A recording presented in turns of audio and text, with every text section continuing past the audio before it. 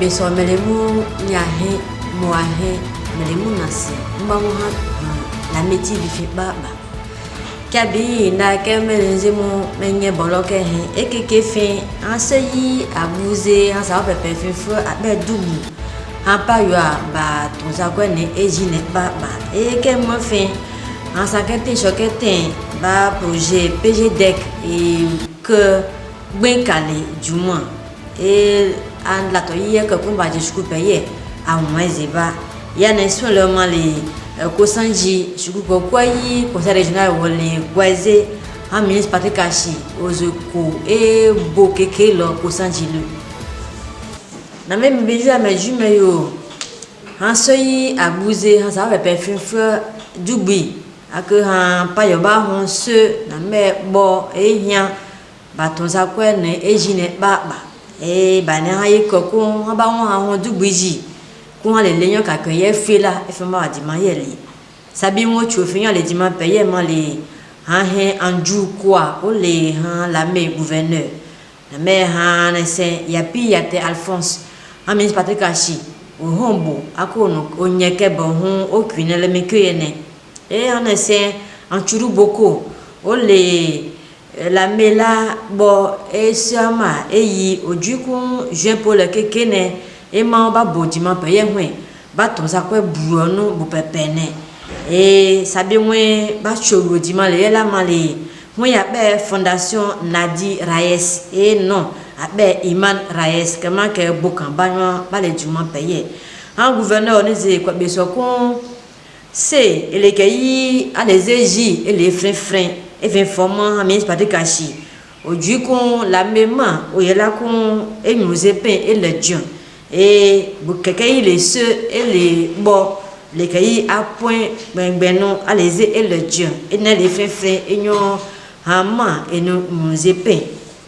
et na chunke moi fait hanze conseil régional le dimanche lequel moi je pour la mon kuenema hayi richa à sa moi au c'est au moins du moins et bolo moins que et sans foiser hanne silueshi abe chimu abi Amélie que habe moins autre sentiment ya fait mal les en ministre yapo calice ou les conseil régional yi ya chise ke fin et ça bien bolomio les dimanche payé mal les hayi kobi désiré ou les conseil régional et directeur général d'administration et han silueshi ojukun elodi le kun anon sans fois payé zo dimanche anonzo o kwenji damikene ayi yapo kalise ojukun ane shi ane sema ba yeme wo ko me lade heye shiba dimaliene atobonu chu hanze akuzo kwa bia ehile ha ambassade du Japon e yiyu wene enya shise ono sabie ba koza akuzo kwa bia le shukuyi abe collège Ashi Jérôme basé hein et doku ba nyokela ba hein nya fene ba discuyer na le e ma le ko shukui e mia kechunke muone so yi ano machine fulanyo metia pa no bela ko dimanli na me ya bokokwa e mia ne e fe forma ayo akoda ko so pe bia le ele mekene ba na han shukui gben ako shukui e yi o ko jese yi o akozo ko bia o bia ho shomo ane sagate yi mi chole yi bamba ba shizote point ben ayo ba mi la gben atobonu chuanze hana san en 20 ba de discuter ba ze ba hon kwa le ak un projet ya be PGDEC e bokamba e la de ba ko gbenkale ba de chuku kwa le ba kwe et samedi je pour le abumanke benema ke ba ko bonne ane la tonziba pour que moment ba no kwe juma chumpe ye e ba cho yakase atobu biaso ande agbawu akupan boka no sangati a no ba ba ko juma peye ma e ha ministre Patrick Kashi mo o premier camp akole mi ke ane bo nyanhye o hombo o shi ane Florence Ashi o mo o bo hun o kibone e o pon sangati jogete ma premier camp no anu la to peye ziba ane se yapi ya Alphonse o le conseil déjà e yi nya chise ke ben fin we o boy lo et nesen au sou on y a BCPE vraiment les yi ako on boylo on y a ONG IDEV ba bolo han yi Kobi Désiré o le conseil na yi bolo han yi Richard Asama Ose o le conseil ya yi han chise que fin o ke boylo le mikenema la topea mwezi sanketian ya ministre Patrick Ashi ako na wo chema le kun ale boka han 21 et nous fait et nous le temps ha ko pe ke fin ye an yu han lo na sen mo le dimanche pe ye ba ele dimanche août pour le que moyennement hanne Florence Achi au dit Zeji Dengira commandant PMFM à l'épée mon fin et il le que les mal les con han sa femme on le han ministre Patrick Achi au les questions et aux émois et sans foiser han non be kona au mari que dit la mi que va bokan que va dakenezi et mali han hen Kwame Jan Nobe ole ogloa po et commandant na be han conseil régional ba hon han eshi na dejangbo ole conseil régional et du mon bolo que pané ba bokan kema la mi kene han non au di zejilema et dit be zejile han commandant au nommé Benju et ole beke kwaba les amis Patrick Achiken ancien kon akona yike shi han la me mande kon ko le musée pein et le dieu ke boué ke yike le han de baba le ke a le ken ancien ak han Florence Achi mo yo me Benju la o du kon le ke a hon ba hon ko fe baba han ye han ko la han ko la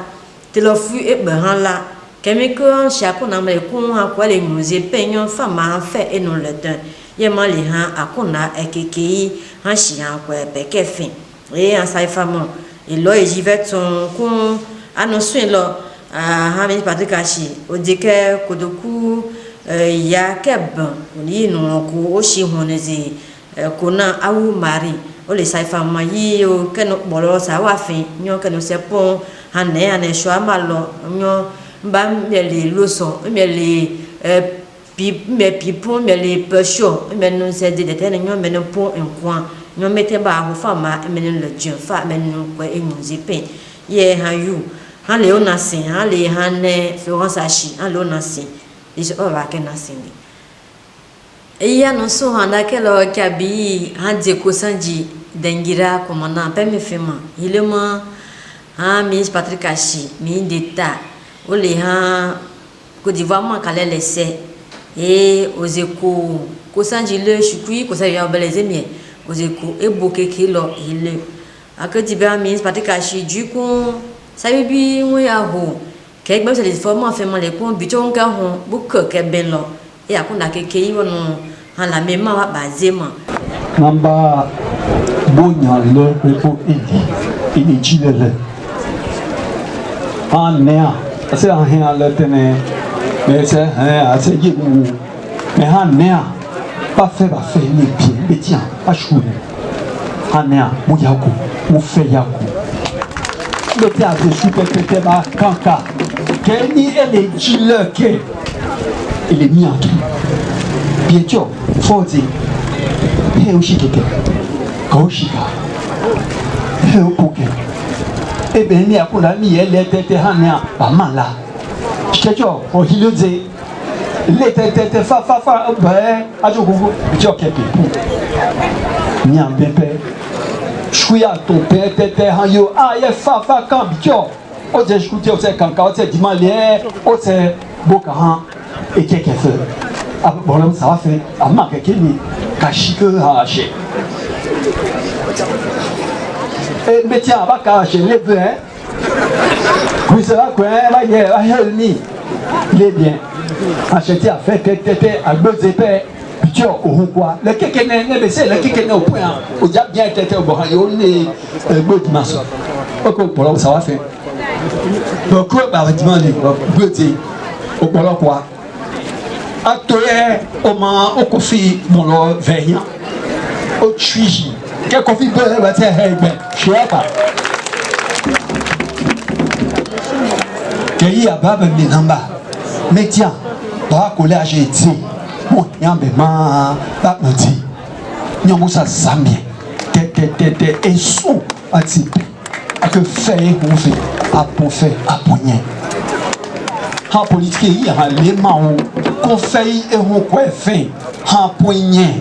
et sur la main à cueillir. À que tout bé même où est bon. L'éternel on quoi fait en main que la terre te quoi et les épées y est jim. Mais que ça on paie. Mais mon Dieu à Dagatson, à Ponchi, à Vernet. Non, au coin, au tête, foule, aïe, mais les cafés. Il était là. On fait ça aller en bas. Tête à Tsebouya, Tsebe, à Kimeka, et puis du n'était. Les noms au Québec, dimanche les soirs, on la même fait baba. Au chemin d'un coup, les cahiers, bas chounet, bas temba que, bas bobe,